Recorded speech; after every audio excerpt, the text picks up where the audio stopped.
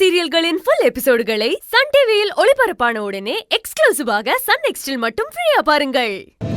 சரி விடு, அவர் என்ன இன்னைக்கு நேத்து அவளை திட்டுறாரு?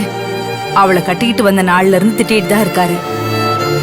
காலங்காலமா திட்டு வாங்கிக்கிட்டே பொழைக்கணும்னு தான் எங்க தலையில எழுதியிருக்கு.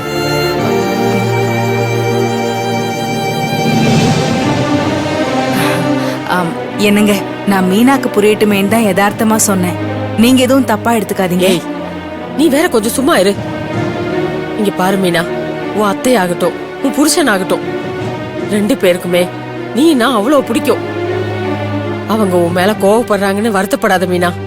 அவங்களாவே உன்னை புரிஞ்சுக்கிட்டு உங்ககிட்ட பேச வருவாங்க பாரு. பாட்டி, அவங்க என்கிட்ட பேசாதது கூட எனக்கு பெரிய வருத்தம் இல்ல பாட்டி. ஆனா நான் அவங்கள ஏமாத்திட்டேன்னு நினைச்சிட்டு இருக்காங்க. அதத்தான் என்னால தாங்கிக்க முடியல.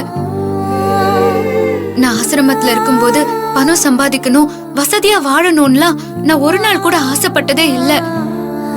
ஆனா ஒரு குடும்பத்தோட எல்லா உறவுகள் கூடவும் பேசி சிரிச்சு சந்தோஷமா இருக்கணும்னு இவ்வளவு நாள் நான் ஆசைப்பட்டிருக்கேன் தெரியுமா? எங்களோட ஆசையெல்லாம் சிலருக்கு நிறைவேறும், சிலருக்கு கடைசி வரைக்கும் வெறும் ஆசையா மட்டுமே இருந்துரும்.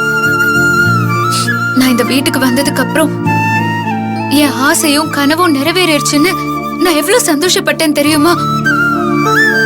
ஆனா ஏன் பாட்டி இந்த மாதிரி வீட்டுல இருக்கிற சிலர் பணத்துக்கு மட்டுமே முக்கியத்துவம் கொடுக்கறாங்க? ஐயோ என்ன மீனா, இங்க பாரு, நம்ம வீட்டுல இருக்கிறவங்கள யாரையுமே இப்படி நினைச்சிடாத.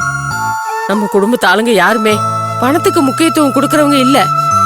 அவங்க எப்பவுமே பணத்தை விட இந்த குடும்பம் தான் முக்கியம்னு நினைப்பாங்க. உன் மாமனார் பேசுறாருன்னு பயந்துதான் ரேவதி அப்படி நடந்துகிட்டா.